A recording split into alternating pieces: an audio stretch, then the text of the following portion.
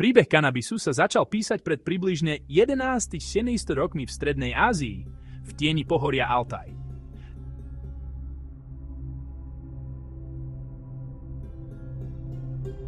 Od tohto bodu sa semená rastliny stali neoddeliteľnou súčasťou migrácie nomádov, poskytujúc vlákno, potravu a medicínu.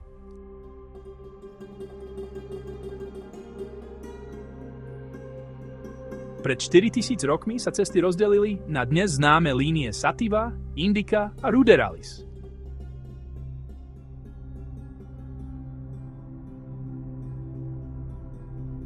Dnes začíname našu cestu tam, kde sa tradícia stretáva s modernou vedou, v Stredomorí.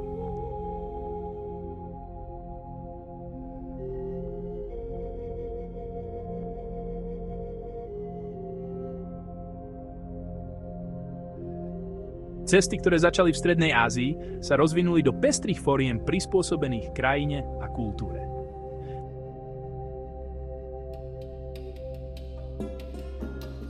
Každé semeno nesie genetický odkaz prežitia, adaptácie a ľudskej selekcie.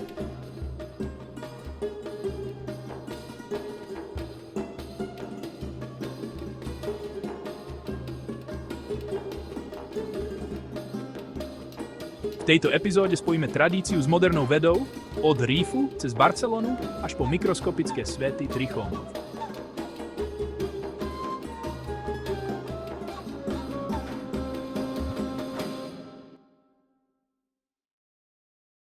Maroko, najväčší svetový exportér hašiša, má korene pestovania siahajúce z storočia.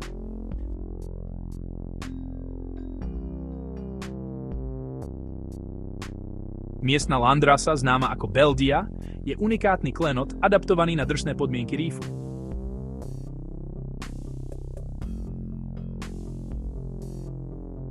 Morfologicky ide o nízke rastliny s riedkym vetvením, ktoré zriedka presahujú 2 metre.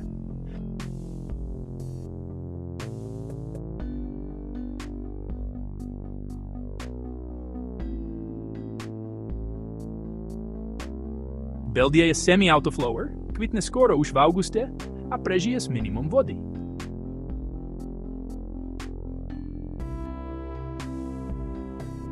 Avšak čelí kríze. Moderné hybridy ako kmeň Critical ponúkajú 13-krát vyššiu výťažnosť hašiša než tradičná Beldia, no vyžadujú masívne zavlažovanie, čo ohrozuje ekológiu regiónu.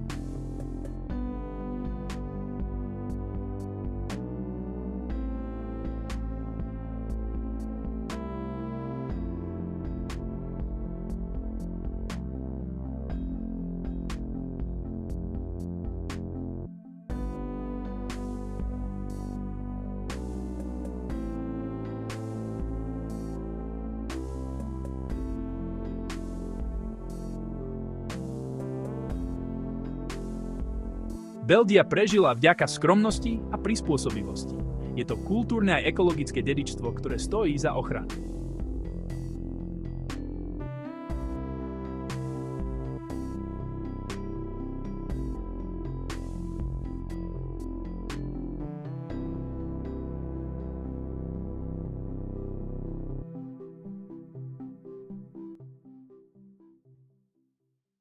Cez Gibraltar sa presúvame do Španielska, ktoré sa stalo inkubátorom európskej kultúry. Všetko sa začalo v 90. rokoch v Barcelone s prvým klubom Arsec.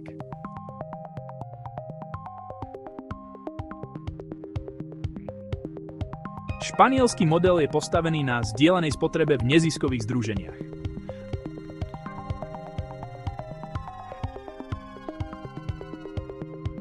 V súkromí a CSC je pestovanie pre vlastnú potrebu dekriminalizované, pokiaľ nie je určené na obchod.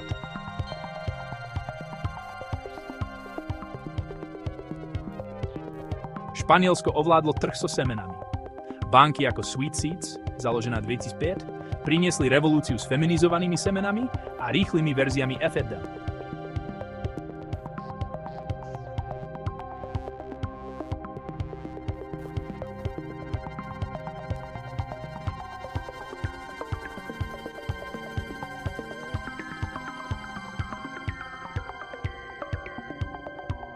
Avšak v roku 2025 čelia hrozbe.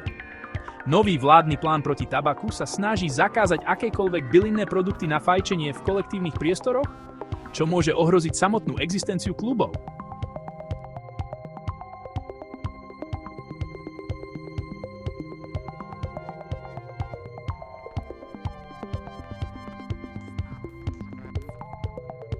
Španielsko zostáva laboratóriom Európy, priestorom, kde inovácia a právo kráčajú v krehkej rovnováhe.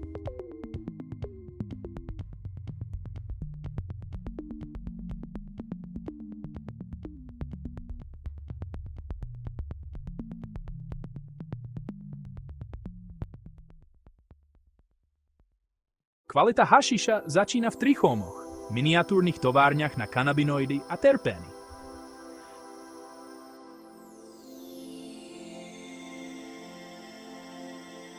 Tradičný marocký dry sift vzniká preosievaním sušených kvetov cez sitá, čím vzniká kiev.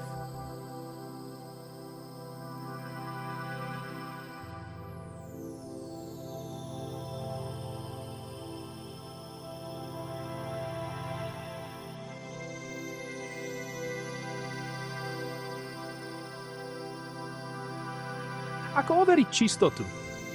Skúsení odborníci používajú bubble test. Stačí priblížiť čistý plameň. Kvalitná živica musí okamžite bublať a dymiť na bielo. Denáci? Ak hašiš začne horieť plameňom alebo dymí na čierno, obsahuje prímesy a nečistoty.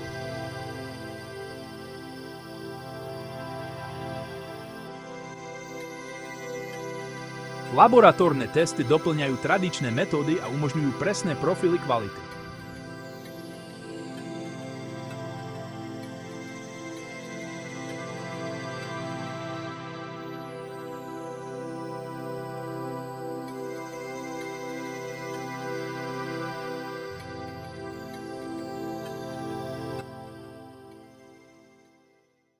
Stredomorský úzol definoval tradíciu a legislatívny aktivizmus.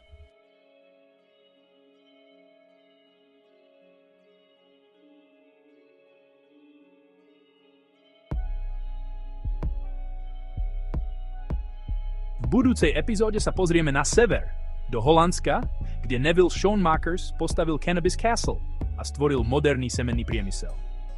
Rozoberieme belgický experiment Tract EU Plant a historickú legalizáciu v Luxembursku. Wat sind sehen?